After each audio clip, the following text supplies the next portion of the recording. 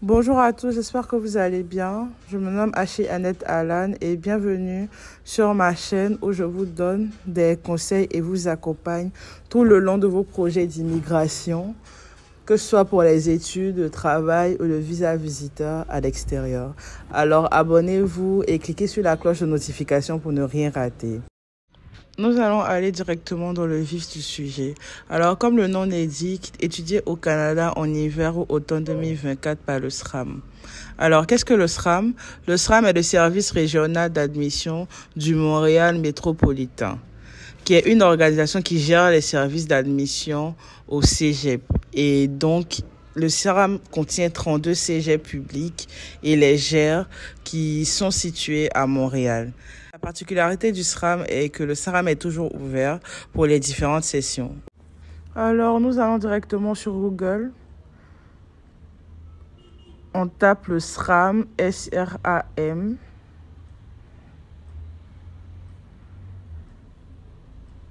Ensuite, la recherche SRAM, vous verrez directement Service régional d'admission du Montréal métropolitain. Vous cliquez dessus. Vous emmènera directement ici et vous cliquez sur faire une demande d'admission. Voilà, quand vous cliquez sur faire une demande d'admission, vous avez soumettre une demande d'admission, suivre l'état de ma demande, programme ouvert et m'informer. Donc là, normalement, vous devez déjà partir dans le programme offert pour voir les préalables du programme que vous voulez faire et les établissements qui offrent ce programme pour la session voulue. Donc, on part dans le programme offert. Ensuite, on voit candidat régulier, candidat international et candidat à la formation continue. Vu que vous êtes à l'extérieur du Canada, vous êtes un candidat international, donc vous appuyez candidat international. Alors ici, on peut choisir soit par programme, soit par collège. Et il y a la différentes sessions hiver qui débutent en janvier et automne qui débute en août 2024. Donc pour automne 2024, nous allons choisir un programme,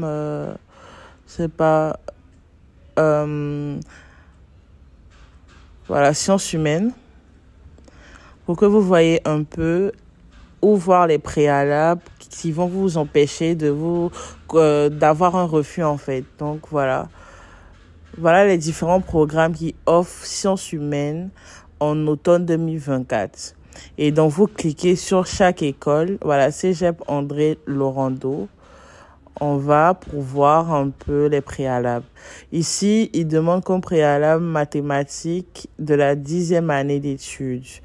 La 10e année d'études est la seconde, la 11e, la première et la 12e, la terminale. Et donc, vous devez avoir de bonnes notes en mathématiques en seconde. Et donc, voilà, si vous regardez vos bulletins que vous n'en avez pas, ça ne sert à rien de faire une demande d'admission. Cégep de Drummondville, on verra.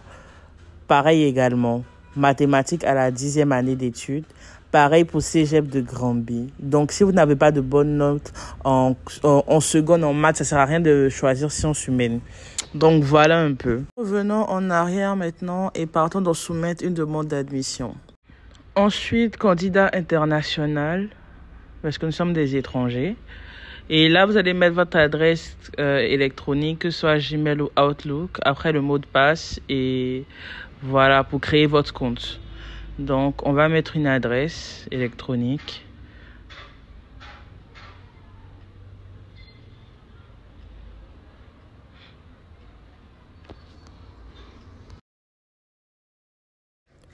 Après le mot de passe, il est préférable que vous preniez une majuscule et un chiffre en début à la fin de votre mot de passe. Vous sélectionnez « Je ne suis pas un robot » et vous créez le compte. Nous sommes maintenant sur la surface de la page d'admission. Voilà les directives importantes que vous devez lire attentivement. On dit, assurez-vous d'avoir en main une carte de crédit, une carte prépayée Visa ou Mastercard si vous désirez payer immédiatement.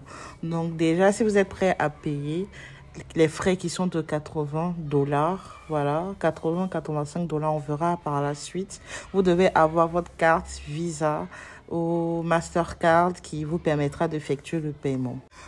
Ensuite, vous lisez attentivement la suite, l'avertissement concernant les bourses d'exemption des droits de scolarité Et si vous voulez une vidéo de long en large sur les bourses, vous me dites et je la ferai. Donc voilà, vous lisez bien attentivement le tout. Et après, vous partez sur commencer, vous commencez à renseigner vos noms, prénoms et toutes les informations relatives à votre admission. Donc, commencez. Maintenant, 2 choix de collège et de programme. Donc, on a pu se consulter les places disponibles. Et là, normalement, si vous avez fait la première étape qui était de choisir votre programme selon la session que vous voulez, vous choisissez maintenant le cégep. Là, on va prendre le cégep de Drummondville. Ensuite, on prend un programme au hasard, technique d'éducation à l'enfance. Bon, voilà, technique d'éducation à l'enfance est donnée en hiver 2024, donc en janvier. Et vous voyez que c'est marqué que rouge, c'est-à-dire que la session au cégep de Drummondville n'est donnée qu'en hiver 2024, donc en janvier. Et donc, pour les personnes qui veulent partir à Drummondville, vous serez obligé de faire la session qu'en hiver 2024. Donc, après avoir lu, si vous êtes d'accord, vous appuyez. J'ai lu les précisions du programme avec les prérequis et tout. Et ensuite, on part sur continuer. Voilà. Après, 3 identités. Donc, statut légal au Canada, au Québec, c'est pour les personnes qui sont nées au Québec, c'est pas votre cas. Ailleurs au Québec, c'est à l'extérieur du Québec, soit Ontario, Montréal, c'est pas votre cas. Ou à l'extérieur du Canada, qui nous concerne parce que, voilà, vous êtes un étudiant étranger, donc vous n'êtes pas au Canada. Donc là, vous cliquez là. Ensuite, on vous demandera votre pays de naissance. Donc là, on va prendre la Côte d'Ivoire. Vous allez voir que quand vous écrivez Côte d'Ivoire, il n'y a aucun résultat. On va supprimer, on réessaie, il n'y a aucun résultat. Et donc, quand c'est comme ça, écrivez le nom de votre pays en anglais. Voilà. J'ai voulu écrire Ivory Coast et Côte d'Ivoire est sorti. Et ensuite, vous mettez la ville de naissance où vous êtes né. Donc, on va mettre Abidjan. Abidjan. Ensuite, on descend, statut légal. Canadien, nous ne sommes pas canadiens, résident permanent, non, pas réfugié, pas de résident temporaire. Mais personne à obtenir, permis à obtenir, c'est-à-dire que vous voulez un permis d'études. Donc là, parce que vous êtes un candidat étranger, donc vous sélectionnez permis à obtenir. Ensuite, pays de citoyenneté, on écrit encore Ivory Coast, donc Côte d'Ivoire. Après, continuer. Donc là, vous allez venir mettre votre prénom et votre nom.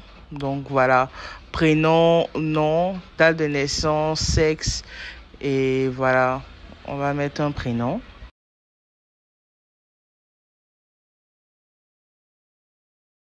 Ensuite, votre date de naissance, votre sexe masculin, féminin. Ensuite, la langue que vous parlez, français, langue maternelle, français. Numéro de téléphone principal, vous mettez l'indicatif de votre pays d'abord et ensuite vous mettez le numéro. Donc voilà. Ensuite, vous appuyez sur continuer. Donc vous allez mettre ici inscrire le nom de vos parents, votre père, son prénom, son nom, ensuite votre mère, prénom et nom. Après, vous appuierez sur continuer. Donc c'est obligatoire. Donc voilà. On va écrire un nom au hasard.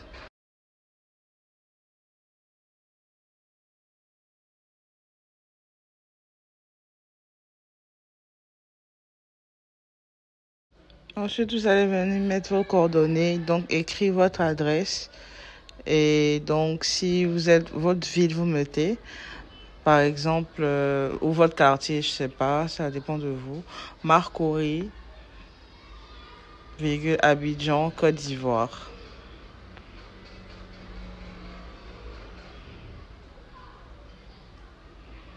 Voilà, donc, on continue. Et là, maintenant, vous devez mentionner votre adresse, la municipalité et tout. Donc, déjà, on va choisir le pays. On va choisir le pays. Vous remettez votre pays. Ici, c'est la Côte d'Ivoire. Donc, voilà, tout a disparu parce que, voilà, en Afrique, il n'y a pas trop ces affaires d'adresse et tout. Donc, ligne 1, appartement. Vous pouvez mettre le numéro de votre appartement, je sais pas, votre maison, le numéro. Donc ici, vous mettez maintenant votre code postal ou votre ville, village et tout. Donc là, je remets Abidjan et continuer. Donc, nous sommes dans le cheminement scolaire maintenant. Donc, normalement, si vous voulez faire le cégep, on va supposer que vous avez le bac. Donc, si vous avez le bac, vous inscrirez normalement baccalauréat parce que c'est votre dernier diplôme obtenu. Donc, vous mettez baccalauréat.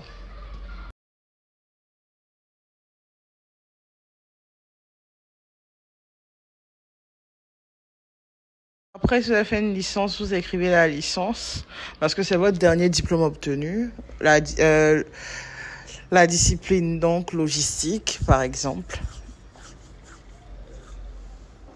Et l'établissement fréquenté, on va mettre La Rochelle. Langue d'enseignement, c'est-à-dire que la langue dans laquelle vous avez étudié. Donc, si vous avez étudié en français, vous cliquez français. Voilà. Et si c'est en anglais, vous mettez anglais. En tout cas, c'est la langue dans laquelle vous avez étudié. Ensuite, continuez. Et donc là, maintenant, l'évaluation comparative des études hors du Canada. Donc là, vous lisez attentivement les 3 différents points. Et on dit le SRAM a déjà effectué une évaluation comparative et je n'ai pas fait de nouvelles études depuis la production de cette évaluation, non. J'ai une évaluation comparative du ministère de l'Immigration du Québec que je n'ai pas fait de nouvelles études depuis la production de cette évaluation non plus.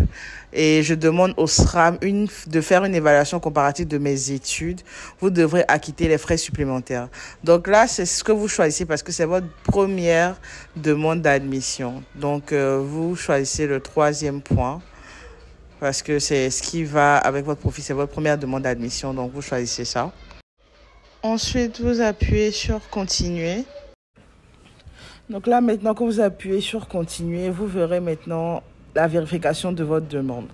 Et donc, vous pouvez modifier s'il y a des erreurs, vous vérifiez tout concernant le cégep que vous avez choisi, la session, le programme, votre identité, votre nom, le nom de vos parents, votre date de naissance et tout. Vous vérifiez si tout est correct. Voilà, vous vérifiez. Ensuite, quand tout est bon, vous descendez en dessous. Et voilà, vous verrez paiement. Les frais de traitement de cette demande d'admission sont non remboursables. Donc là, maintenant, vous venez de cliquer sur transmettre ma demande. Voilà, donc c'est fait. Votre demande d'admission a été transmise avec succès. Un courrier de confirmation a été envoyé à votre mail. Donc, vous recevrez votre courrier de confirmation qui prouve que vous avez fait votre demande d'admission avec votre numéro d'admission et tout. Ensuite, comment avez-vous parlé de nous? Donc là, vous allez choisir où vous avez entendu parler d'eux. Donc là, vu que c'est de par ma vidéo, c'est pour la première fois que vous entendez parler du SRAM, vous appuyez en effectuant une recherche sur Internet ou vous pouvez choisir par des amis de la famille, peu importe. Bon, on va choisir en effectuant une recherche. Et donc, voilà, c'est terminé. On a presque tout terminé. Et là, maintenant, c'est écrit que le téléversement des documents n'est pas permis tant que les frais de traitement ne sont pas acquittés. Si vous avez déjà téléversé des documents, ils seront traités après réception de paiement des frais. Ce qui veut dire que avant de mettre vos bulletins, tout, vous serez obligé de payer. Voilà, vous serez obligé de payer. Donc là, on va venir cliquer ici pour voir à combien sont les frais et voilà, comment payer et tout. Donc, quand vous cliquez là, vous descendez. Vous voyez paiement sécurisé obligatoire. Afin d'effectuer votre paiement, vous serez redirigé vers la passerelle de paiement en ligne. Montant du paiement, $85. Donc voilà, c'est $85. Donc vous convertissez, on va dire $1 fait environ 500. Donc vous convertissez selon votre monnaie, environ 500 francs CFA. Vous convertissez selon votre monnaie et bon, vous effectuez le paiement en renseignant les données de votre carte. Donc voilà. Donc là, maintenant, on verra les documents obligatoires. Voilà. Pour avoir son admission. Donc, on clique ici. Et donc, on descend. Vous verrez certificat de naissance. Donc, vous devez joindre votre certificat de naissance. Vous voyez que les frais de traitement de dossier doivent être acquittés pour pouvoir avoir la permission de téléverser des documents. Donc, c'est-à-dire que si vous ne payez pas, vous ne pourrez mettre aucun document. Donc, déjà, en premier lieu, on a besoin de votre certificat de naissance. Ensuite, des derniers relevés de notes et diplômes secondaires et post-secondaires. Donc, En premier lieu, on a besoin de vos bulletins de tous les trimestres, que ce soit les semestres, de la seconde à la terminale et votre bac. Ensuite, si vous avez fait la licence, vos bulletins de la première année, deuxième année, troisième année de licence et votre diplôme. Si vous avez même fait le master, vous joignez tous vos bulletins de toutes les années et votre diplôme en fait de licence et de master. Donc voilà, vous devez joindre vos bulletins. Et s'il y en a qui manquent, vous pouvez faire une lettre explicative pour expliquer pourquoi vous n'avez plus ce document-là. Donc voilà. Ensuite, tout en bas, vous verrez le test de français obligatoire. Donc c'est-à-dire que pour le SRAM, pour tous ceux qui veulent étudier dans les cégep dirigé par le SRAM, vous serez obligé de faire un test de français. Donc voilà les différents tests de français que vous pouvez faire. Il y a le Bright Language, il y a le TCF tout public, DELF, DALF et TEF. Mais personnellement, je vous propose de faire le Bright parce que voilà, c'est en ligne, facile et rapide. En plus d'une semaine, vous aurez vos résultats et pourrez les téléverser. Donc voilà un peu. Après, tout en bas, il y a autres documents. Donc là, bon, tout dépend de vous. Vous pouvez joindre une lettre explicative pour montrer vos motivations, pourquoi vous voulez faire ce programme-là. Donc c'est facultatif, c'est pas obligatoire. Donc soit vous mettez, soit vous ne le mettez pas. Donc tout dépend de vous. Donc voilà, nous sommes déjà au terme de la vidéo parce que voilà un peu les grandes parties. Normalement, la date limite pour renseigner tout, c'est-à-dire payer et joindre tous les documents pour la rentrée d'hiver 2024 est le 14 septembre 2023. Donc, vous devez avoir payé, renseigné tous vos documents avant le 14 septembre 2023 pour avoir la chance d'être prêt pour la rentrée d'hiver 2024. Donc, voilà un peu pour le tout. J'espère que vous avez apprécié la vidéo. Si vous avez des questions, vous pouvez me les poser en commentaire ou m'écrire directement sur le mail htour2@gmail.com ou encore sur Insta htour. Tout sera en barre de description. Donc voilà. Donc merci beaucoup à vous. Passez une bonne journée et à la prochaine.